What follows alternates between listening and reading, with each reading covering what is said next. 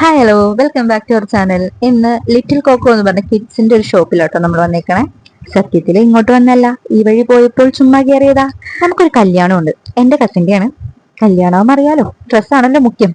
അപ്പൊ ഈ ഷോപ്പ് കണ്ടപ്പോ ഒന്ന് കയറി നോക്കാന്ന് തോന്നി, അങ്ങനെ കയറിയതാട്ടോ. പ്ലാൻ ചെയ്തിട്ടുള്ള വരവല്ലാത്തതുകൊണ്ട് ഹാദി ഇന്ന് കൂടെ ഇല്ല. അതുകൊണ്ട് തൽക്കാലം ഐദൂന് പറ്റിയത് കിട്ടിയാ എടുക്കാം എന്ന പ്ലാനിൽ കയറിയതാണ്. ഐദൂന് എടുക്കലതിന്റെ ടാസ്ക് എന്താണെന്ന് വെച്ചാൽ അതില്ലാത്ത മോഡൽ വെറൈറ്റി ആയിട്ട് നോക്കി കിട്ടും. ഇവിടെ പിന്നെ ഡ്രസ്സ് മാത്രമല്ല, കുറച്ച് ടോയ്സും ഉണ്ട്, കാറും ബൈക്കും ഒക്കെ ഉണ്ട്.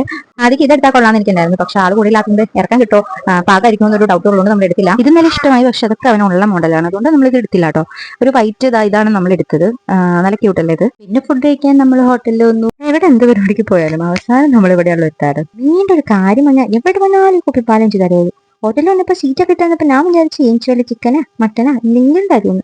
അപ്പോഴും കുപ്പിപ്പാല്. പിന്നെ ഞാൻ എന്തിനാണത് ജേ പഠിച്ചോനി എല്ലാവർക്കും മന്തി ഉണ്ടെന്ന് നിൽക്കണം. അപ്പൊ ഇഞ്ചാ അച്ഛോ അഞ്ചൊന്നും എനിക്ക് തുണി മാത്രമേ ഉള്ളൂ. കഴിഞ്ഞ ദിവസം ആണെങ്കിൽ പഴംപൊരിയും കിട്ടി. ഈ ഹോട്ടലാണ് പഴംപൊരിയില്ല. ഈ ഹോട്ടൽ അങ്ങോട്ട് പൊട്ടിച്ചാലാ നിങ്ങൾ തിന്നാ എനിക്കൊന്നും കാണണ്ട. മന്തി അതോടെ ഇച്ച ഇത് കടിച്ചിട്ടാണ് കിട്ടണില്ല. എന്റെ ഇക്കാക്കാരുടെ അടുത്ത് ഞാൻ പറഞ്ഞു നോക്കണ്ട്.